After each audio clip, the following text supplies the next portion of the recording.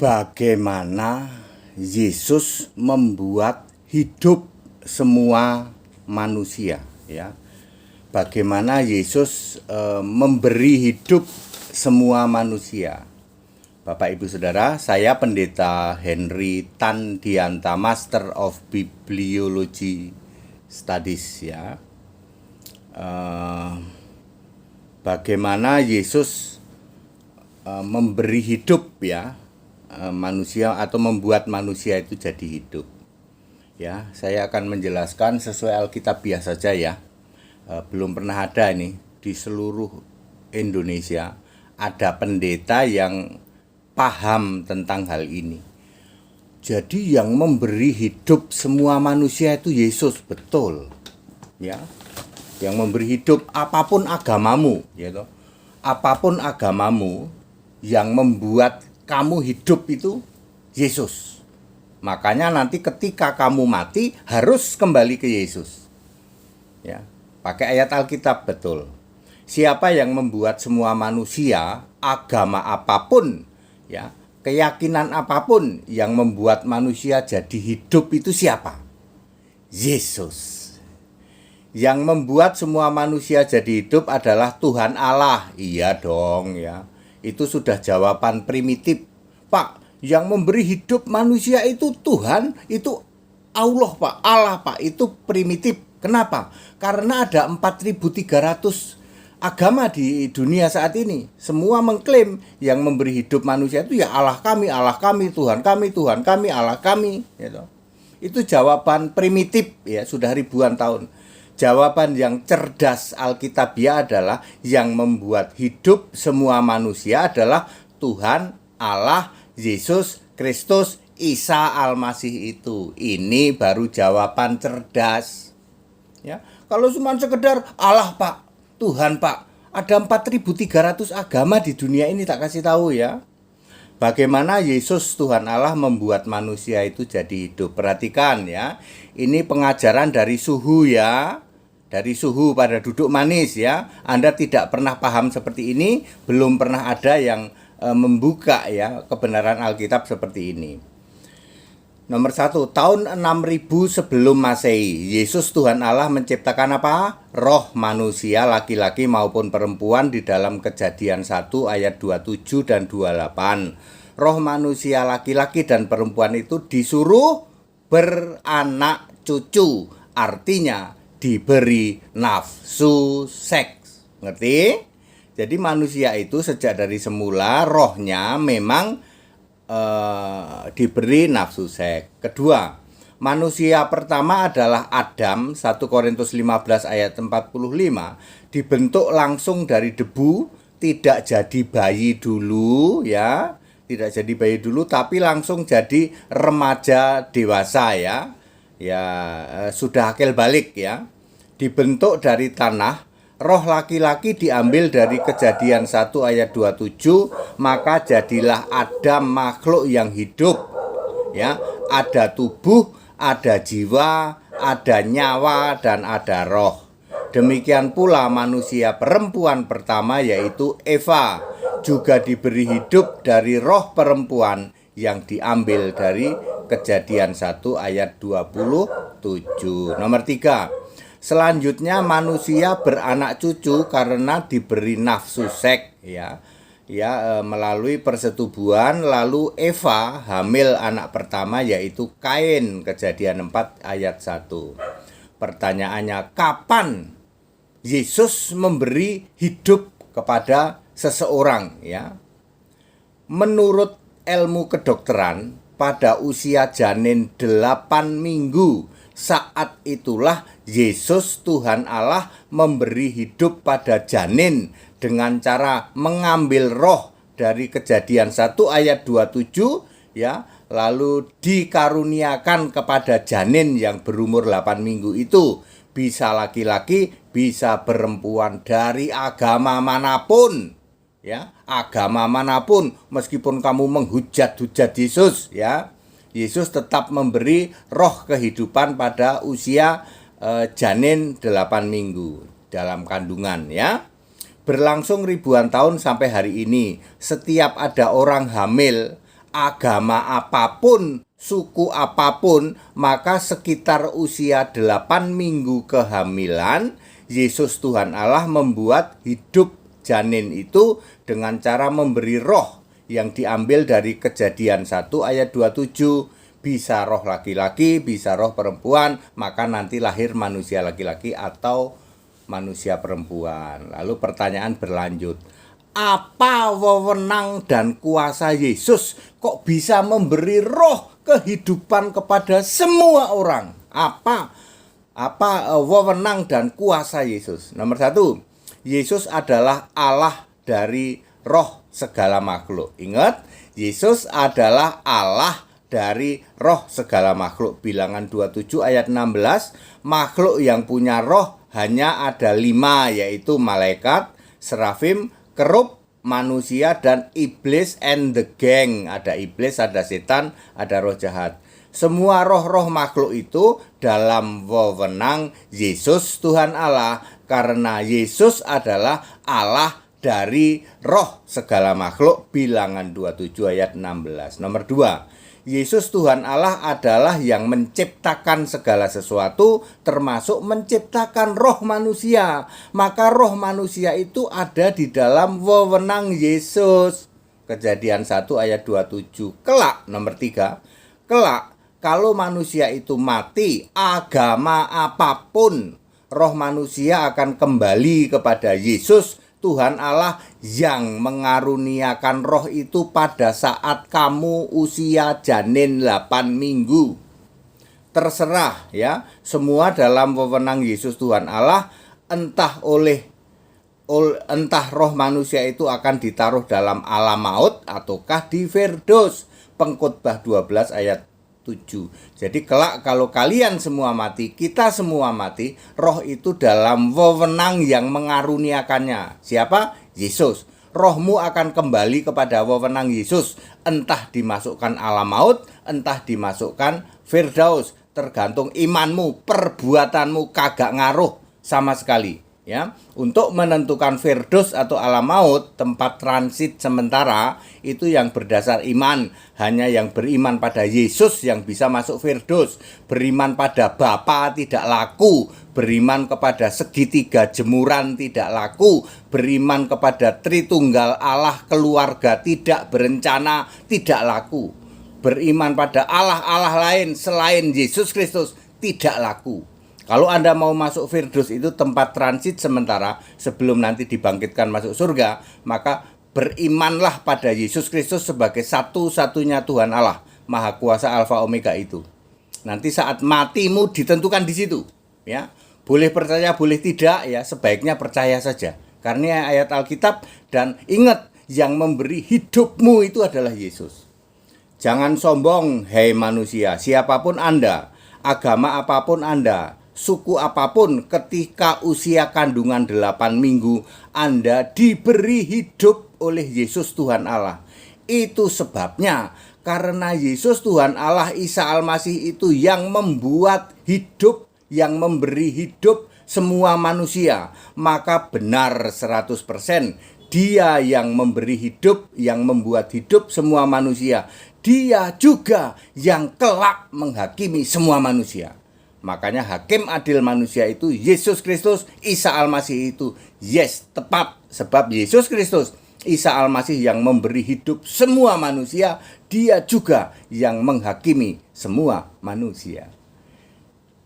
Shalom Pendeta HTD. Ya simpel ya Bapak Ibu Saudara. Pernah ada nggak yang mengajarkan seperti itu, yang memberi hidup semua manusia, agama apapun kamu, entah kamu lahir dari orang tua yang tidak percaya Yesus, bahkan para penghujat Yesus sekalipun, ya toh.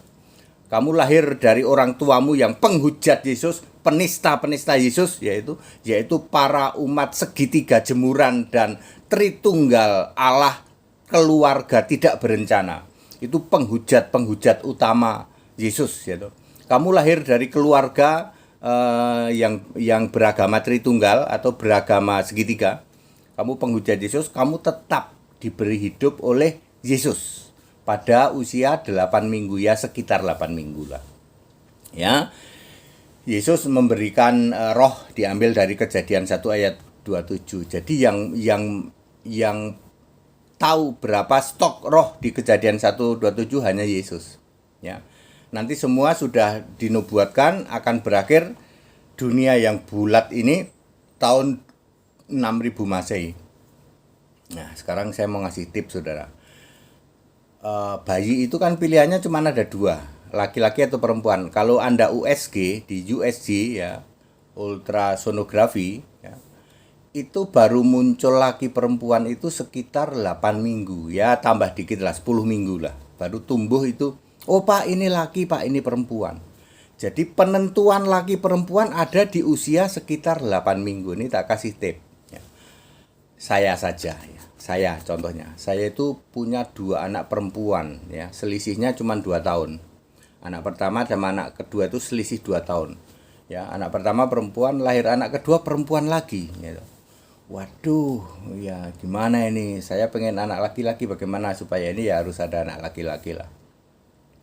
Lalu ya saya belum tahu apa-apa ya. Jeda 8 tahun kemudian ya, dari anak kedua 8 tahun kemudian istri saya hamil ya. Saya belum tahu tentang 8 minggu ya. Belum tahu waktu itu bahwa pada penentuannya saat usia 8 minggu. Tapi saya hanya mohon Tuhan Yesus, saya minta anak laki-laki. Saya cuma ngomong gitu. Setelah saya teliti benar di usia sekitar 8 minggu kehamilan ya. Ya biasalah ya, bapak-bapak kan suka begitu ya toh.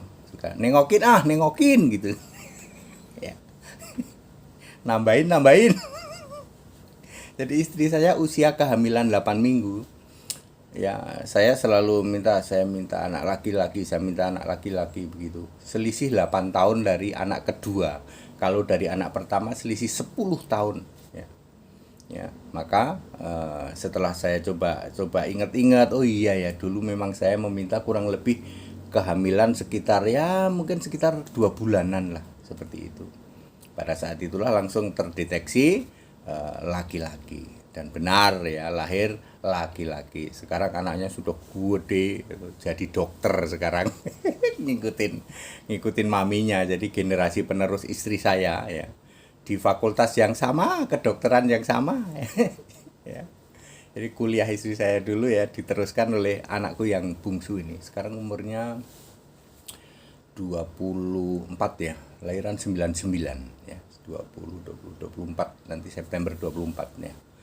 Itu jadi pada usia 8 minggu kalau Anda mau minta yaitu minta Tuhan aku minta laki atau perempuan, tapi nyebutnya Yesus, jangan yang lain. Manjur. Tak kasih tip. Sebab Yesus juga yang menentukan seseorang itu kandungan itu mandul atau tidak mandul. Perhatikan Kejadian 20 ayat 18. Yesus itu bisa menutup kandungan seseorang. Anda yang nggak punya anak melulu kok mandul melulu, atau punya anak perempuan lagi, pengen lagi, perempuan lagi, sampai ke-4, ke-5 masih penasaran, anak ke-6 perempuan lagi. Salah. Pada waktu nengokin Pak, bapak-bapak, pada waktu nengokin mau nambahin gitu ya, mau nambahin apalah ya, pada sekitar usia 8 minggu mintalah pada ini dia, pada Yesus. Sebut Yesus Tuhan Allah. Anda mau laki-laki atau mau perempuan gitu. Pada usia janin 8 minggu sebutlah ya, Tuhan Yesus atau Yesus Tuhan Allah, saya minta anak laki-laki. Karena yang memberi hidup itu Yesus. Anda mau agama apapun, nanti pada saat mati, kalian mati ya rohmu balik ke Yesus. Mau ditaruh di alam maut atau mau taruh di Firdus, yang menghakimi kalian nanti Yesus, hakim adil hari kiamat. Karena Yesus yang memberi hidupmu, Yesus juga yang menghakimi kamu kelak. Ya, seperti itu ya. Ya, tidak ada yang pernah membahas tentang seperti ini karena orang tidak paham ya. Bilangan 27 ayat 16. Yesus ya, atau Yahweh, waktu itu Yahweh ya, Tuhan Guru besar semua, adalah Allah dari roh segala makhluk. Makhluk yang punya roh kan cuma ada 5 ya, malaikat, serafim, kerub, manusia, lalu si pemberontak itu iblis and the gang. Itu sebenarnya malaikat juga yang memberontak ya.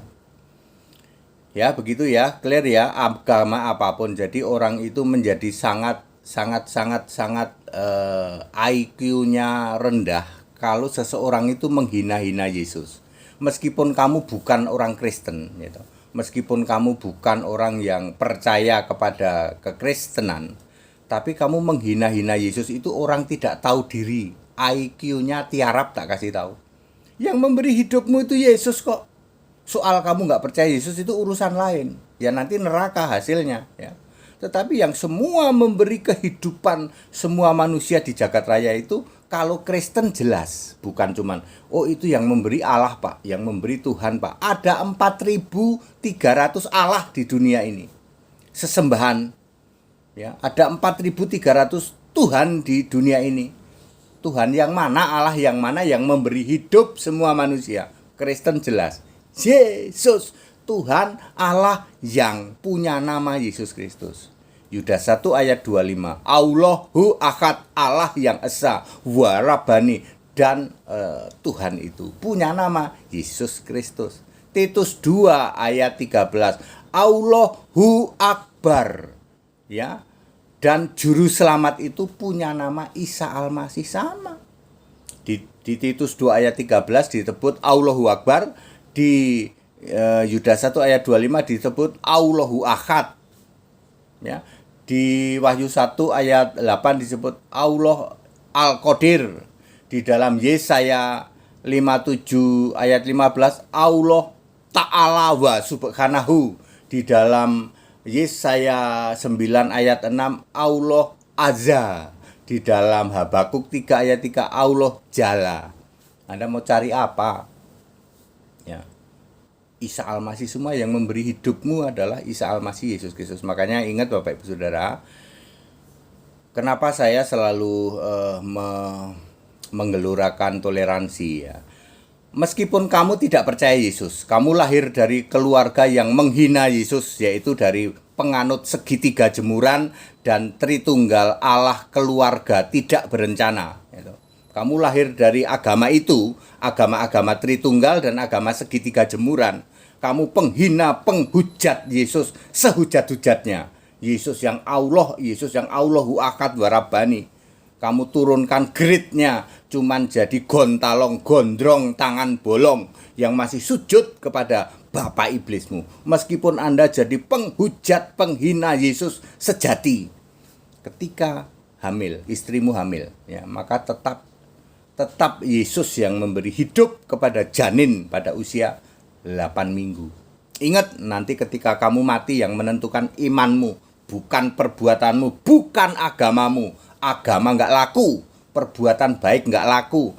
Pada saat kamu mati yang ditentukan oleh iman, baru nanti perbuatan dihitung ketika kamu bangkit. Ingat, waktu mati yang dihitung iman, waktu bangkit diupah dibalas perbuatanmu. Clear toh? Waktu mati kok kamu hitung pakai perbuatan? Ya kagak nyambung. Ingat, pada waktu kamu mati dihitung berdasar iman. Pada waktu kamu bangkit barulah perbuatan. Clear toh? HTT very clear. Makanya Matius 16 ayat 27, ketika kamu bangkit Yesus datang di awan, orang diberi upah berdasar perbuatan.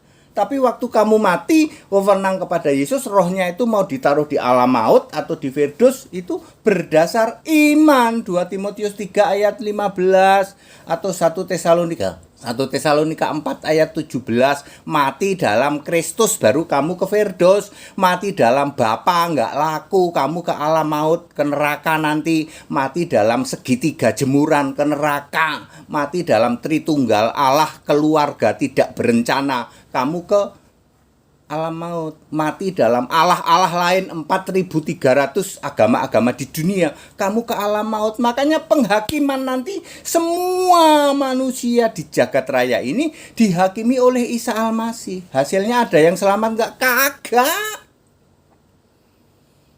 Ya, makanya jadi Kristen sudah jelas. Hidupmu itu yang memberi Isa kok. Ya, yang memberi hidupmu itu Isa, ya paling enak ya udah percaya Isa sudah. Gitu. Simple itu, ya simple dan dijamin masuk surga ya. Ya nggak usah cari yang repot, cari yang simple aja ya. Isa sebagai ya Isa Al-Masih boleh, sebagai Yasu Kirisuto boleh, sebagai Yesus Jidu boleh, sebagai Yesua Hamasiah boleh. Tapi jangan percaya Allah lain. Umatku binasa karena tidak mengenal Allah. Berapa itu? Hosea 4 ayat 6. Ya toh. Jangan salah menyembah Allah, engkau pasti binasa. Sebab umatku akan binasa kalau tidak mengenal Allah. Sembahlah Allah yang benar, Yesus Kristus namanya. Siapa percaya pada Yesus pasti diselamatkan. Tidak ada diselamatkan kok kamu percaya pada agama yang benar. Kagak laku agama untuk keselamatanmu. Era orang beragama sudah finish. Yesus yang satu-satunya Allah hanya menurunkan satu agama, yaitu Yahudi. Dan itu sudah finish. Sudah finish tahun 70 Masehi. Ya memang keras pengajaran seperti ini. Keras tapi alkitabiah. Anda nggak bisa bantah. Bilangan 27 ayat 16 ternyata Allah dari semua roh, Allah dari roh segala makhluk itu ternyata Yesus, betul. Jadi Yesus yang memberi roh hidup semua makhluk yang punya roh, betul. Makanya nanti ketika mati maka roh kembali kepada Allah yang mengaruniakannya. Pengkhotbah 12 ayat 7, betul. Siapakah Allah yang mengaruniakannya? Yesus. Siapa yang memberi hidup semua manusia? Yesus. Simple toh? Ya. Baik, segala hormat kemuliaan untuk Yesus Kristus. Kita Indonesia, kita Pancasila, toleransi harus. Ingat Bapak Ibu Saudara, ketika Anda mati ditentukan oleh iman. Ketika Anda bangkit nanti diupah berdasar perbuatan, itu ditukar dengan mahkota. Kalau perbuatanmu baik, mahkotanya kinclong. Tetapi tidak untuk urusan surga neraka. Kalau surga neraka pada saat kamu mati sudah dipisah di situ, ke Firdaus atau alam maut. Ya, yang parahnya agama-agama dunia mengajarkan bahwa untuk urusan surga neraka itu berdasar perbuatan. Kebalik, Pak. Kebalik bola, ya. Pada waktu kamu mati urusanmu iman. Pada waktu kamu bangkit urusanmu perbuatan, nanti ditukar dengan mahkota. Clear toh? Hanya Kristen yang mengajarkan seperti itu, ya. 4.300 agama dunia mengajarkan mati itu ditentukan perbuatanmu. Kebalik bola, Pak. Ya, kebalik bola, ya. Hakimnya Yesus kok. Ya ikut Yesus, itu paling simpel, ya. Kita Indonesia, kita Pancasila, toleransi harus, keberagaman wajib disyukuri. Segala hormat kemuliaan untuk Isa Al-Masih. Ya, Allahu Ahad, Allahu Akbar, wa Rabbani. Ya, dari sejak sebelum segala abad, sekarang sampai selama-lamanya. Haleluya, amin.